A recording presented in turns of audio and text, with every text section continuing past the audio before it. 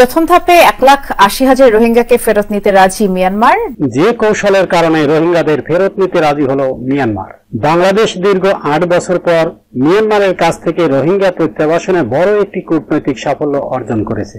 Myanmar এখন 1,80,000 রোহিঙ্গাকে ফেরত নেওয়ার জন্য উপযুক্ত হিসেবে তালিকাভুক্ত করেছে, যা বাংলাদেশের কূটনৈতিক সফলতার একটি গুরুত্বপূর্ণ দিক। মিয়ানমারকে কিভাবে রাজি করা হলো এবং কোন কৌশল ব্যবহৃত হলো, এবার সেই কৌশল সম্পর্কে জানা গেল। প্রধান উপদেষ্টার কার্যালয়ের উপপ্রেস সচিব আজাদ মজুমদার তার ফেসবুক পোস্টে রোহিঙ্গা ইস্যুতে সরকারের শক্তিশালী অবস্থান ব্যাখ্যা করেছেন। তিনি জানান, রোহিঙ্গা সমস্যা সমাধানে প্রধান উপদেষ্টা ডক্টর খলিলুর রহমানের গুরুত্বপূর্ণ ভূমিকা ছিল।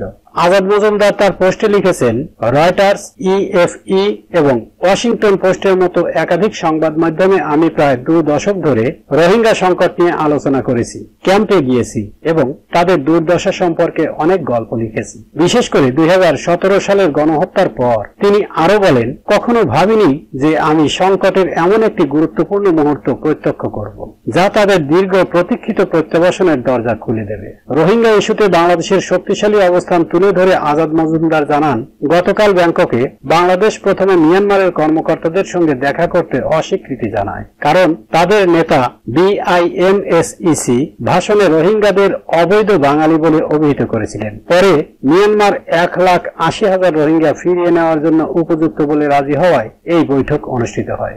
ডক্টর খলিলুর রহমানের নেতৃত্বের প্রশংসা করে তিনি আরো লেখেন, খলিলুর রহমান কিভাবে পুরো বিষয়টি পরিচালনা করেছেন তা দেখে আমি অবাক হয়েছি। এমনকি তিনি মিয়ানমার কর্মকর্তাদের রোহিঙ্গা শব্দটি বলাতে সক্ষম হয়েছেন, যা কোনো ছোট অর্জন নয়। এটি বাংলাদেশের কূটনৈতিক জয়ের একটি নতুন দিগন্ত খুলে দিয়েছে, যা রোহিঙ্গাদের প্রত্যাবাসন প্রক্রিয়ায় একটি গুরুত্বপূর্ণ পদক্ষেপ হিসেবে বিবেচিত হচ্ছে।